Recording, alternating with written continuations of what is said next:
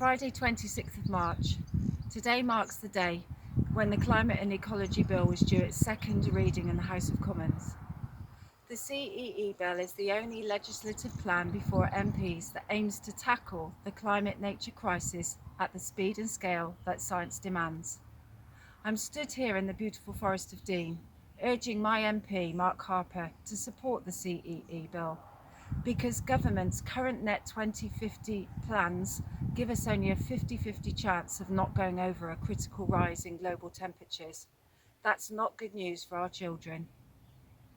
In 2050, if I live that long, I'll be 88 years old. I fear what our world will look like if we don't act now. Never has there been a more pressing time to put partisan politics aside. Please, Mark Harper, support the CEE Bill to protect the future of our life on Earth. When I was growing up, I was lucky enough to learn to swim in a clean river. I ate food that came to the table, never having seen a piece of plastic, having been grown in nourishing soil. I could go and see my friends, go on a bus, come home late on a bus. The air was clean. I would like that for my grandchildren and for all children. The way things are going, we are going further and further away from this. We are not living sustainably on this planet. We are ruining it for generations to come. I'm urging all MPs, Mark Harper, that's you also. You have the privilege of being an MP of this beautiful Forest of Dean. You must support this bill.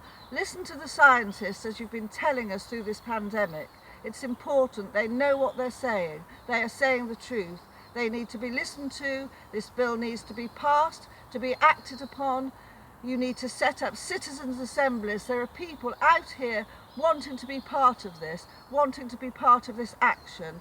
When people say you could never change people's habits, they won't go back, that has been proved completely wrong. Over the last year, all our habits have been changed. I'm at Redbrook by the River Wye. I'm asking all MPs to back the Climate and Ecological Emergency Bill. This river is seriously polluted.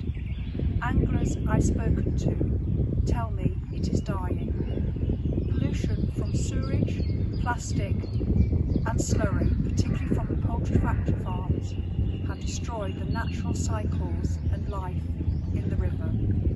Back the bill to restore ecosystems and ensure life for future generations and all life on the planet.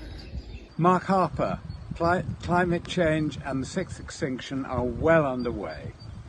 Fires, flooding and storms have been increasing exponentially.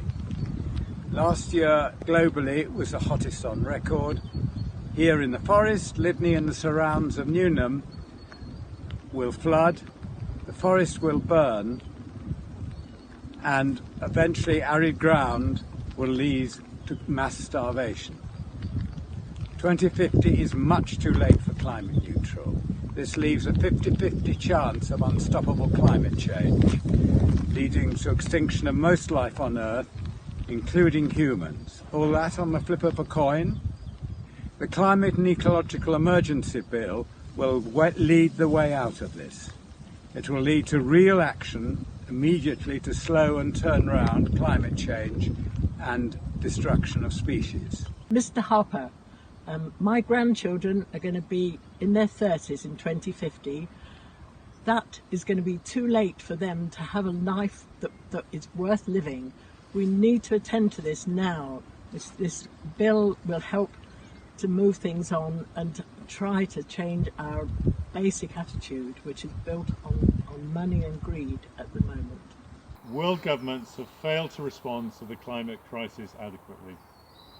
Carbon emissions, despite the pandemic, are still at dangerously high levels.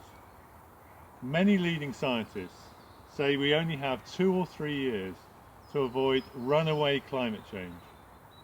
The Prime Minister has made bold statements, and the government is relying on the latest environmental bill. But neither is going to be able to deal with the situation robustly enough.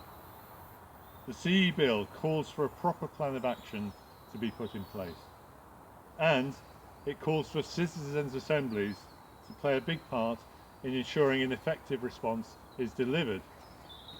Today, the CE Bill Alliance calls for all MPs to support it. Back the bill. Come on, Mr. Harper, this COVID crisis is nothing compared to what climate change is bringing us.